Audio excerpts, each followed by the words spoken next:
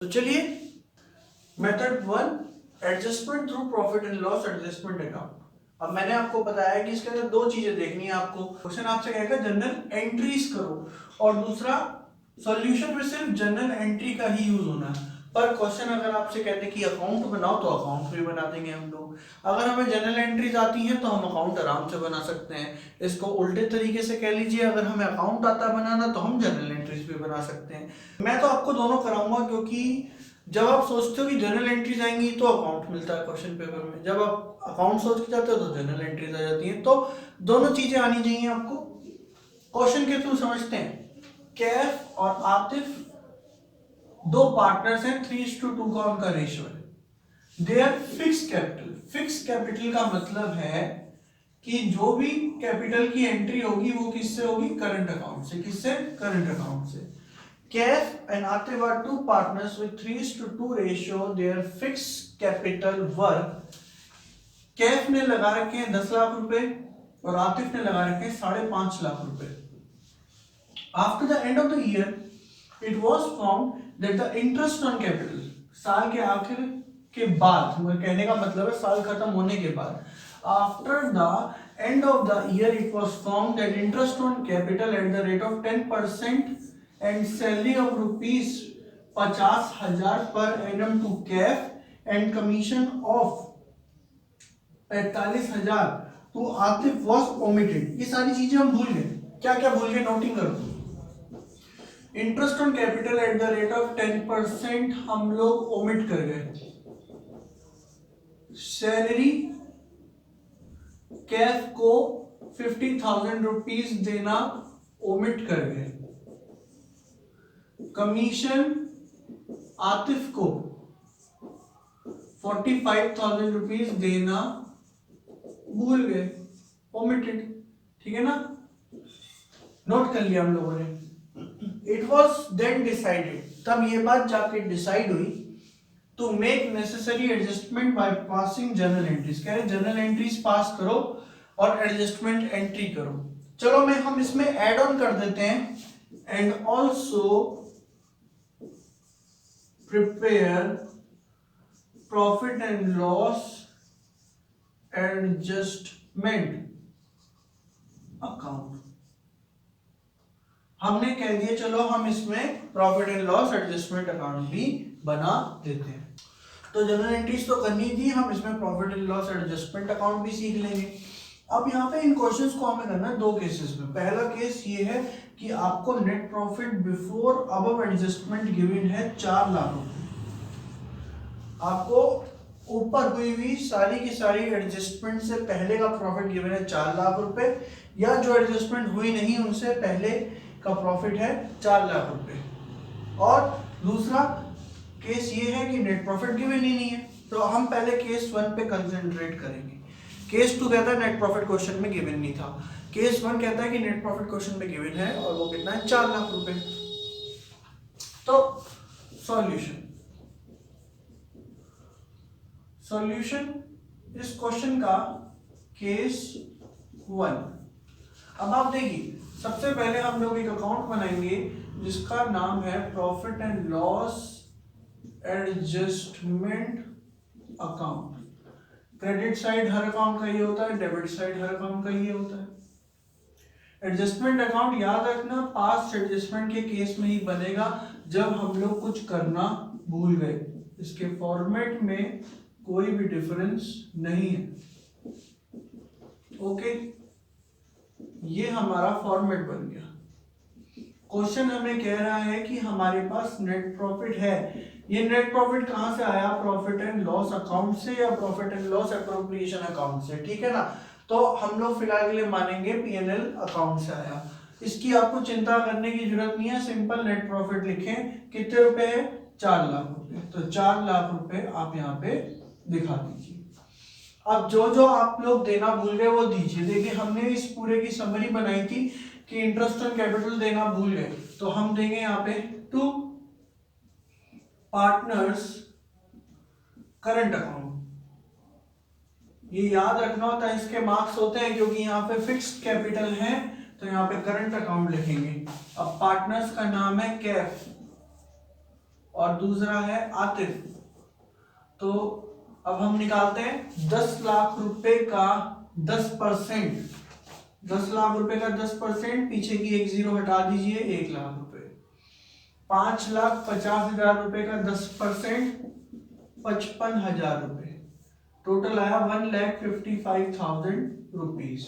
Okay, now the next item is salary of Kaif and commission of Atif. हम इनको एक साथ भी लिख सकते हैं, अलग अलग भी लिख सकते हैं। देखिए कैसे। Two partners current account, Kaif's salary. Kaif को सैलरी मिलेगी 50,000 रुपीज की, एंड आतिफ्स कमीशन, आतिफ को कमीशन मिला 45। हमने सारी चीजें जो भूले थे, तीनों की तीनों जो हम भूल गए थे, ओमिट कर गए थे। ओमिट का मतलब भूल जाना, वो दे दी। प्रॉफिट जितना था वो लिख दिया। चलिए इसकी टोटलिंग करते हैं, इसकी टोटलिंग करते हैं। अब आप देखिए 1,55,000 plus 45 is 2 lakh, 2 lakh plus 50,000 is 2,50,000। Credit side का टोटल आ रहा है 4 लाख रुपीज। तो पहले हम यहाँ लिख लेंगे 4 लाख, ज्यादा है। अब यहाँ लिखेंगे 4 लाख। 4 lakh minus 2,50,000 is 1,50,000। हमें 1.5 लाख रुपए का प्रॉफिट है। हम कुछ आइटम ओमिट कर गए थे तो प्रॉफिट आ रहा था 4 लाख रुपए, जबकि असल मायने में प्रॉफिट कितना आना चाहिए, सिर्फ 1.5 लाख रुपया। अब ये प्रॉफिट का ट्रांसफर होगा, profit transfer to capital account, नहीं टू करंट अकाउंट्स। किसका? कैफ का और आतिफ का। अब देखिए क्वेश्चन में इनका प्रॉफिट शेयरिंग रेशियो दे रखा है 3:2। तो हम इस 1.5 लाख रुपए के प्रॉफिट को 3:2 में बांटेंगे। 3:2 देखिए 3:2 है तो 3 + 2 = 5, तो 3/5 मिलेगा कैफ को। ओके, और आतिफ को कितना मिलेगा? 2/5। तो इनटू जितने रुपए को बांटना है, जितने रुपए को बांटना है उसको क्या कर दीजिए आप, इनटू कर दीजिए। 5 × 3 = 15, तो 90,000 एंड हियर इट इज 60,000। इसे सॉल्व ना करके आप सीधा 1.5 लाख में से 90,000 माइनस करेंगे तो 60,000 आ जाएगा। तो आतिफ को मिलेगा 60, तो यहां लिखिए 90 और यहां लिखिए 60। ओके, तो ये तो आपको समझ आता है। अब हम इसकी जर्नल एंट्रीज देखते हैं कि इसकी जर्नल एंट्रीज क्या होंगी। ओके, नाउ सबसे पहली एडजस्टमेंट क्या हुई कि profit and loss adjustment account के डेबिट साइड में एक आइटम रखा गया, तो इसकी एंट्री होगी profit and loss adjustment, profit and loss adjustment account debit 1,55,000 to Kaif's current account. अगर क्वेश्चन में फिक्स्ड ना लिखा होता तो करंट की जगह आप सारे कैपिटल लिखते, कैफ्स कैपिटल अकाउंट, आतिफ्स कैपिटल अकाउंट। क्योंकि क्वेश्चन में फिक्स्ड लिखा हुआ है, इसलिए हमें करंट अकाउंट का यूज करना पड़ता है। अब यहां पे कैफ का हो गया 1 लाख और ये हो गया 55,000।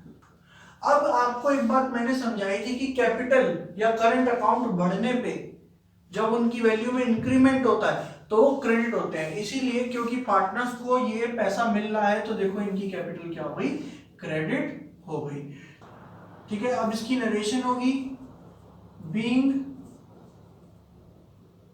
Omission of interest on capital now adjusted. मैंने इसलिए शॉर्ट फॉर्म लिखी है क्योंकि जगह की थोड़ी कमी है। नेक्स्ट एंट्री क्या होगी, सैलरी और कमीशन की। तो यहां पे आप लिखेंगे profit and loss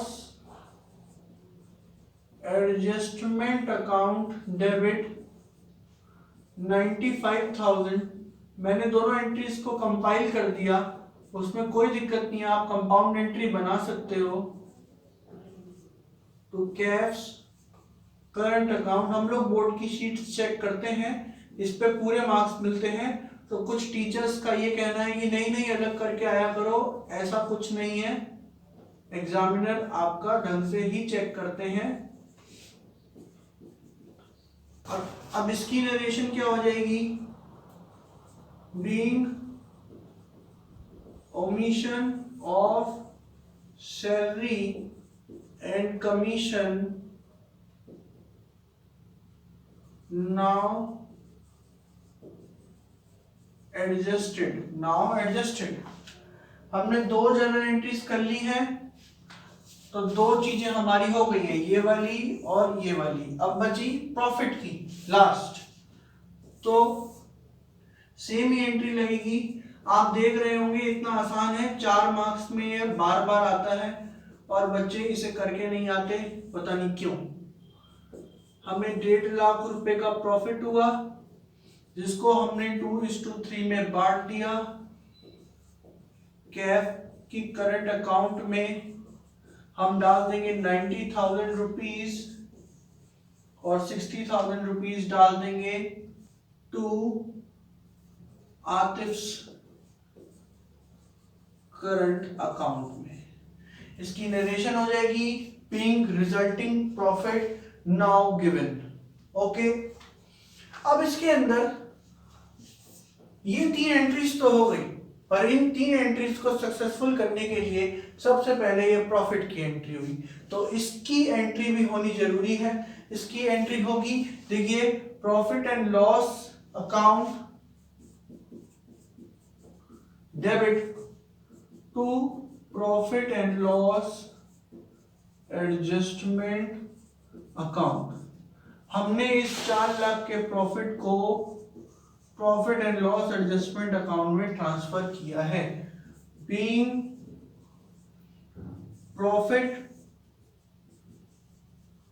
transfer to P&L adjustment account. तो ये 4 एंट्रीज हुई, ये 4 एंट्रीज टोटल आपकी 4 मार्क्स का वेटेज रखती हैं। चलिए अब इसका केस 2 समझाता हूं मैं आपको। तो चलिए करते हैं सॉल्यूशन केस सेकंड का।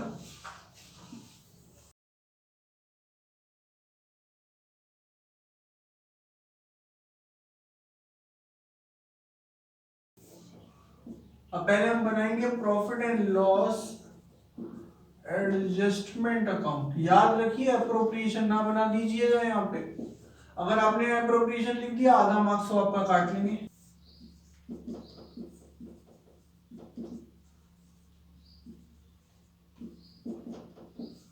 तो आपको यहाँ पे एक बात ध्यान रखनी है। अब देखिए क्वेश्चन में नेट प्रॉफिट नहीं है, तो यहाँ नेट प्रॉफिट लिखने की जरूरत नहीं है। नेट प्रॉफिट क्वेश्चन में गिवन ना होने का मतलब ये नहीं है कि आपके पास प्रॉफिट था ही नहीं, उसका ये मतलब है कि क्वेश्चन चाहता है आपको कि आप बिना नेट प्रॉफिट के सॉल्व करें, तो कर देंगे। नेट प्रॉफिट नहीं है मत लिखिए। अब आप देखिए interest on capital to partners current account. Interest on capital दीजिए कैफ को और आतिफ को 1 lakh rupees, 10% of 10 lakh and 55,000 rupees to Atif, total 1,55,000 to, अब आप ऐसे भी लिख सकते हैं, टू कैफ्स करंट अकाउंट और ब्रैकेट में लिख दीजिए सैलरी 50,000। यहां लिख सकते हैं टू आतिफ्स करंट अकाउंट, आतिफ को क्या मिलना था, कमीशन 45। ओके, नाउ जितने भी पार्ट थे तीनों हमने कवर कर दिए। क्वेश्चन में नेट प्रॉफिट है नहीं, तो टोटल करेंगे। यहां का टोटल आया 2,50,000, उसी टोटल को यहां ले जाएंगे 2,50,000। नाउ 2,50,000 आप ऐसे समझिए कि खर्चे तो बहुत सारे हैं जो हम करना भूल गए थे, प्रॉफिट दे नहीं रखा। तो जब सिर्फ खर्चे खर्चे दिख रहे हैं और प्रॉफिट दिखाई ना दे रहा हो, तो जितने भी खर्चे हैं वो सारे के सारे टोटल लॉस की तरह काम करेंगे। तो हम लिखेंगे by loss transfer to partners current account. जब सब कुछ करंट अकाउंट में ट्रांसफर हो रहा है तो प्रॉफिट से लॉसेस भी करंट अकाउंट में ट्रांसफर होंगे, कैफ में और आतिफ में डिस्ट्रीब्यूट होंगे ये 2.5 लाख रुपए। अब इस 2,50,000 को हम लोग डिस्ट्रीब्यूट करेंगे 3:2 में कैफ और आतिफ में। 3 into 5 okay of 2,50,000 of 2,50,000।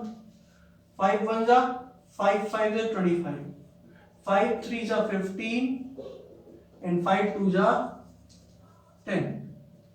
therefore CAF has to bear a loss of 1,50,000 and Atif have to bear 1 lakh rupees. Okay, now this is the account part. Let us do the journal entries. Now, first journal entry, profit and loss adjustment account debit 1,55,000। देखिए profit and loss adjustment के debit side में entry जा रही है, तो profit and loss adjustment account debit to, क्योंकि partners को ये चीज मिल रही है तो कैफ और आतिफ के करंट अकाउंट में 1,55,000। नरेशन क्या होगी? Being interest on capital omitted now adjusted, या जो आपका मन करे। अगली एंट्री होगी सैलरी के लिए और कमीशन के लिए। आप चाहे तो उन्हें अलग भी कर सकते हैं, चाहे एक साथ कर सकते हैं। मैंने पिछली केस में उन्हें एक साथ करके दिखाया, अब मैं अलग करके दिखा दूंगा। Profit and loss adjustment account, देखिए शॉर्ट फॉर्म्स को फॉलो मत करें, ऐसे लिखे पूरा। 50,000 टू कैफ्स करंट अकाउंट 50,000। अब मैंने अलग रखा है इसे, being salary omitted now adjusted. Narration को जितना छोटा रखा जाए उतना बढ़िया। Okay, next profit and loss adjustment account debit 45,000 to Atif's current account 45,000। Narration same है, आप कर सकते हैं। इन सब को करने के बाद लॉस आता है, इस लॉस को हम ट्रांसफर करेंगे करंट अकाउंट में, क्योंकि फिक्स्ड का केस चल रहा है। तो देखिए यहाँ पे एंट्री होगी, क्योंकि लॉस है तो कैफ और आतिफ दोनों को ये बियर करनी पड़ेगी। तो उनकी करंट अकाउंट, उन दोनों के करंट अकाउंट डेबिट किए जाएंगे, कैफ और Atif current account debit to P&L adjustment account. Total 2,50,000 का लॉस है जो बढ़ जाएगा 3:2। Being correct loss now distributed among the partners, ये इसकी नरेशन हो जाएगी। होपफुली आपको method 1 adjustment through profit and loss adjustment account समझ आ गया है। चलिए अब हम नेक्स्ट वीडियो में समझेंगे पास्ट एडजस्टमेंट्स में method number 2। Okay, thank you class.